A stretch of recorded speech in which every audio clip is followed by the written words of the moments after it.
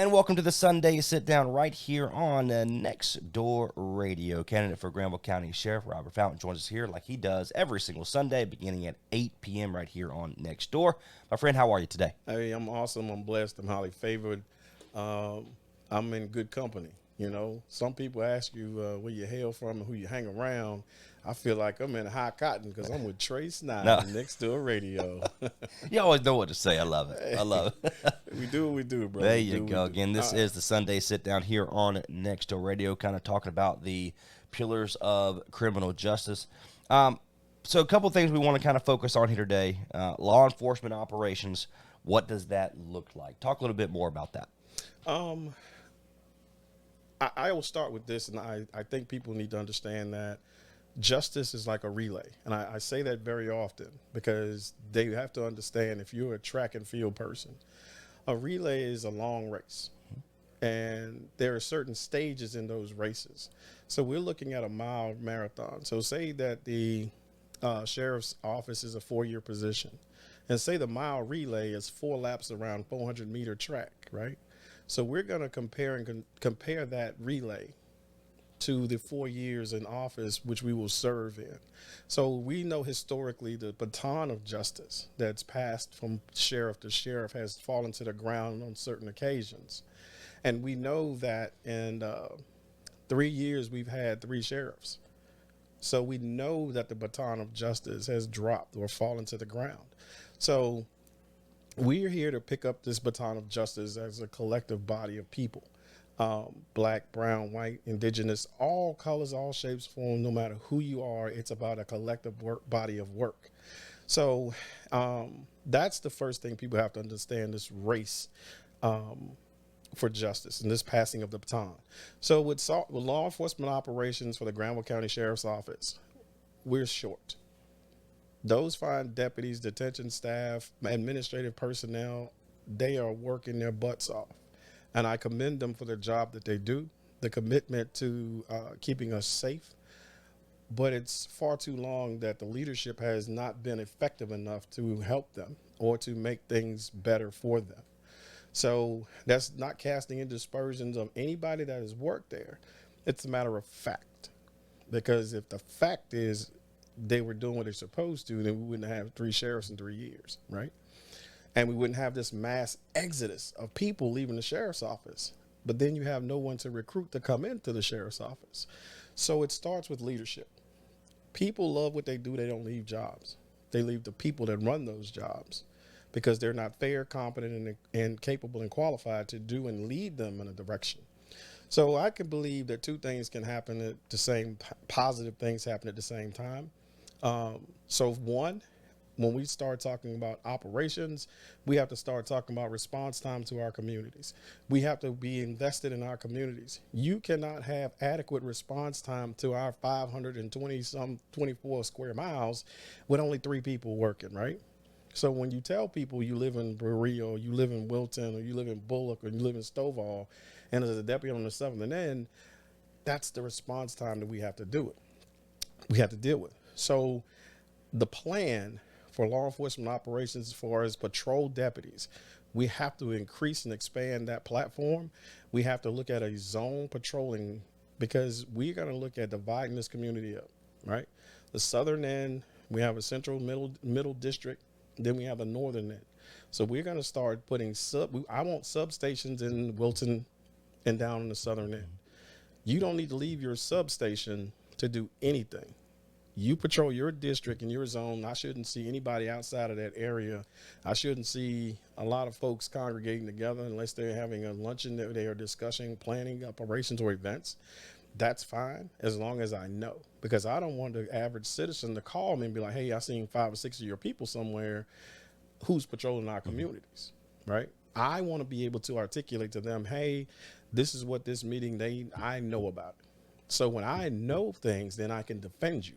If you don't tell me or tell the leadership and we don't know, we are caught in a situation where we're going to not be, it doesn't look good for us not to be able to respond to those things. So we're going to have the main office down here in Oxford. We will have that, but we're going to have a satellite office in the northern part of the county. We're going to have that lieutenant run his division out of that office. We will have, or that sergeant, however I put the rank structure together, which we're working on. And then on the southern end, they will have their own zone, their own district of law enforcement operations. And we're going to expand the transportation component of the jail. So when these deputies have to book somebody or like on interdiction. So when you stop somebody on the road, that means the deputy has to spend time, arrest them, put them in handcuffs, put them in a vehicle, transport them back to the main office, and then you have to do the bonding, booking, and releasing, right?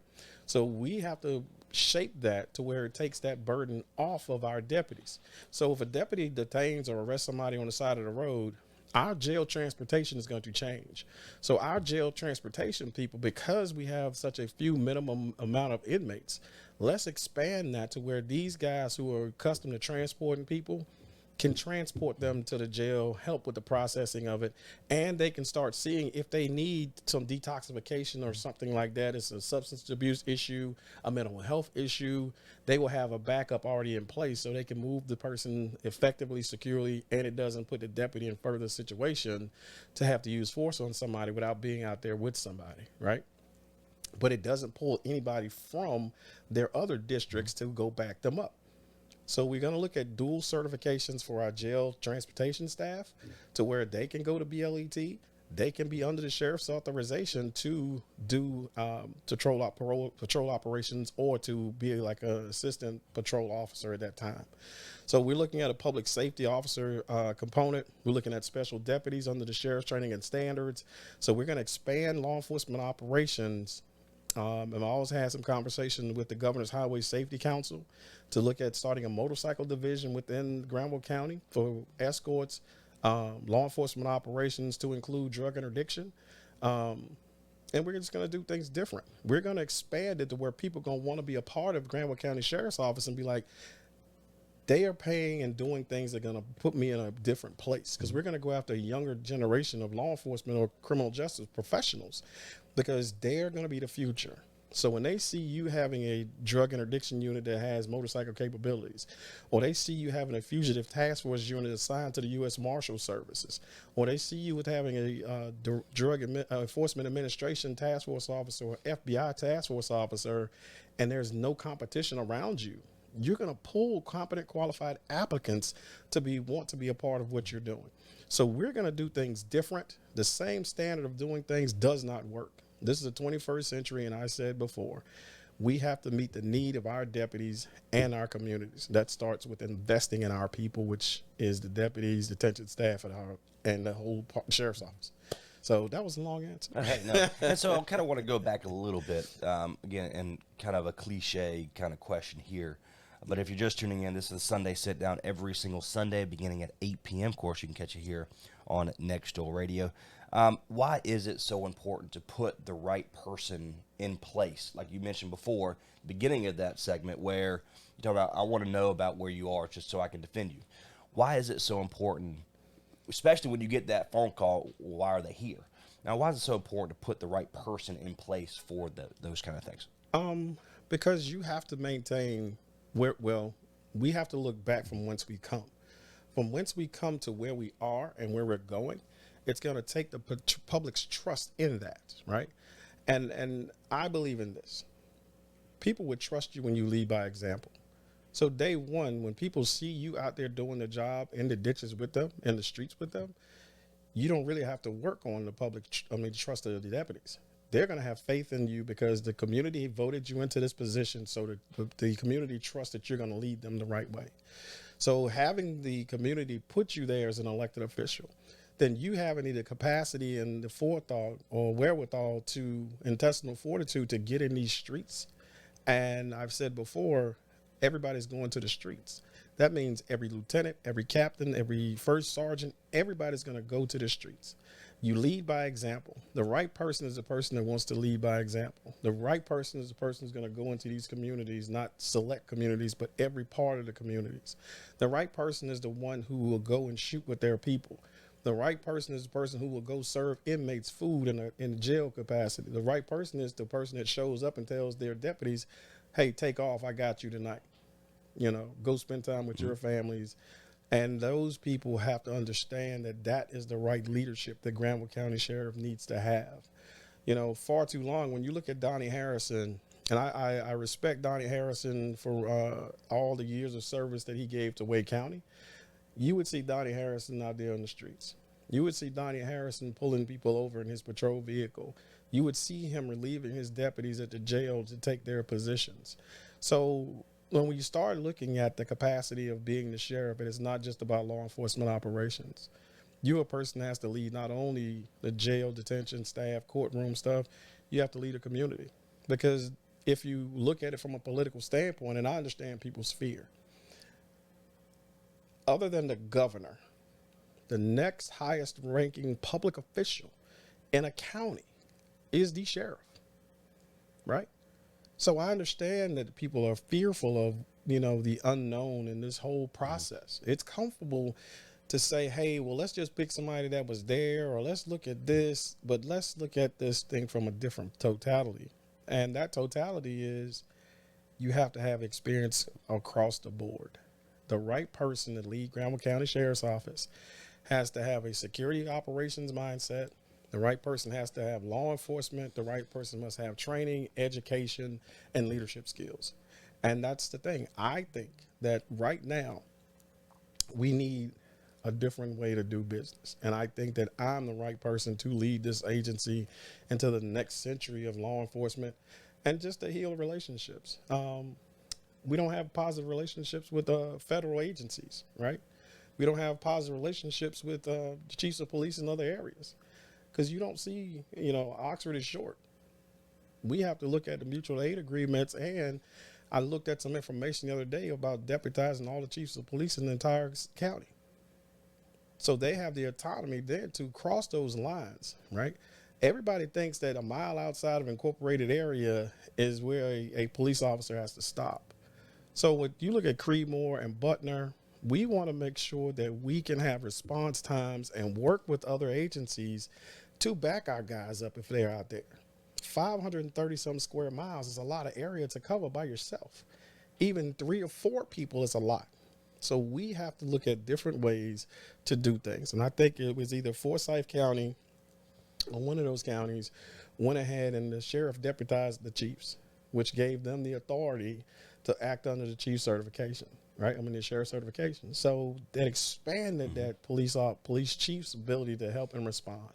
So we are looking at things from a different view. And I think at the end of the day, if people actually take all the noise out of it and listen to what the realistic answers and the forward thinking abilities that we want to bring to the table, they will see that, okay, I can hear this, but I can see that. And that's where your faith comes in again. The faith comes in of seeing things before they actually come to fruition. So the faith that I'm going to be a competent, qualified leader and lead this agency, people just need to have that faith that we're going to do the right thing. And then hold me accountable for I don't do things. Call me out on it in a respectful way. Come to the office, put your feet on the desk. Hey, Fountain, what do you think? This is what we need to do. But that's the community advisory board and all the things we want to bring to the table. So that's the right thing to do. That's the right person for the job. And I think that person is myself. Yeah, if you're just tuning in, this is the Sunday Sit Down every single Sunday beginning at 8 p.m., really looking at the pillars of criminal justice. One of the things that has come, you talked about it a little bit before, but I want you kind of in depth here. One of the rumors, one of the things around town saying if you're in a position right now, you would have them reapply for their position. Talk a little bit more about that. That's not the whole context of what we want to do. So once you are elected sheriff, right, you have a lot of a power and authority. But when you're a competent, qualified leader, you understand that these people have insurance issues, they have retirements and pensions, they have their integrity. So you have to weigh that. So no, everybody doesn't have to reapply. Everyone's going to get sworn in. But what I want to happen between election day and the first Monday of December, that gives us about 30 days, right? My transition team will go in, work with Sheriff Hardy, and the staff that's currently there, I think McCall, Smoot, Wilkins, all of the leadership, we're going to have our transition team go work with them while I work with Hardy to review personnel stuff. Look at how they were promoted, look at their training and stuff. And then we start looking at when those guys are in those positions, we have to be fair with the promotional system. So if you're qualified, your education, training, and all your experiences match the job description, then I don't have a problem with that assessment and then making the recommendation to say keep that person in a position. If you've been put in a position with favoritism and those types of things, you're going to have to go through a process to apply for that job and that promotion, right? Because if someone is more qualified than you and you got it by favoritism or nepotism, that's not fair. So when we go in and say, okay, this person, I think there are 11 lieutenants. There are 2 captains, the major at the jail. You have 2 captains over there. And we're going to look at everybody's qualifications. So if you are a lieutenant and you've been there 3 years and you got promoted because of one of your buddies, that's not the way you do business, right? So you're going to have to reapply and almost open that interview process up for the rest of the deputies who are competent and qualified. So when I see a deputy that has a resume, and I'll tell you guys this right now, start building your resumes because I want to look at your body of work. So when I say that I can look at your body of work, then the advisory council for those 30 days started reviewing things.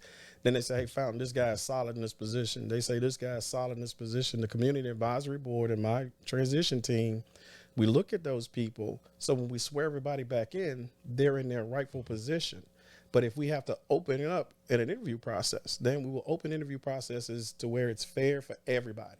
You just can't be a deputy and then next day you're going to be the captain or in charge of something when you're not qualified for that position.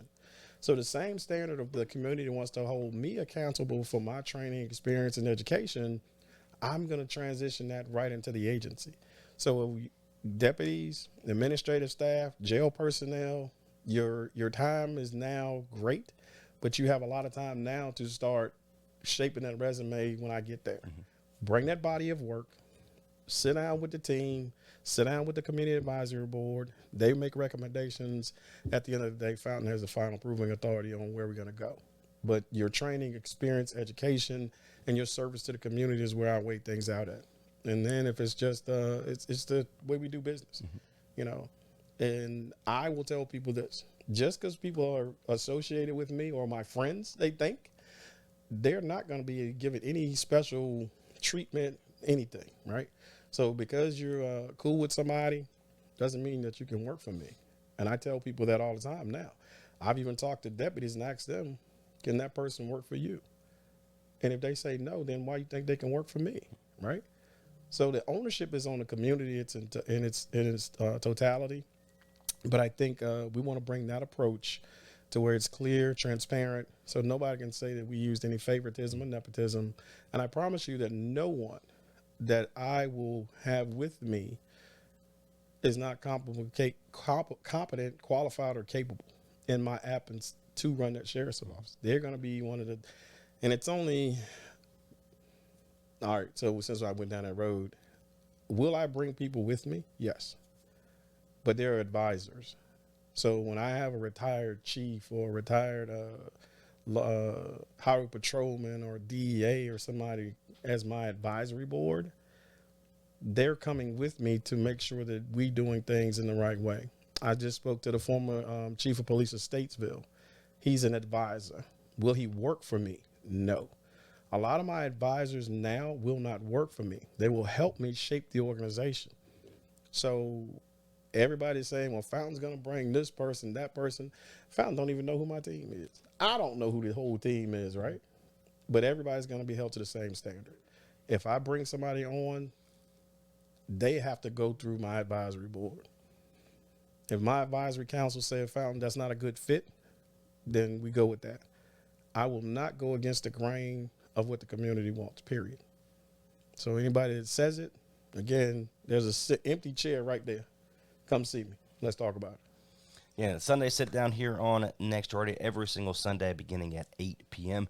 I'd like to end really the conversation today, really open up the floor. No matter anything that's on your chest you want to get out, but you have about 2 minutes, and I have to cut you off, Mr. Patton, but about 2 minutes, Ooh, but that's it. really open up the floor to really highlight anything that we haven't discussed today.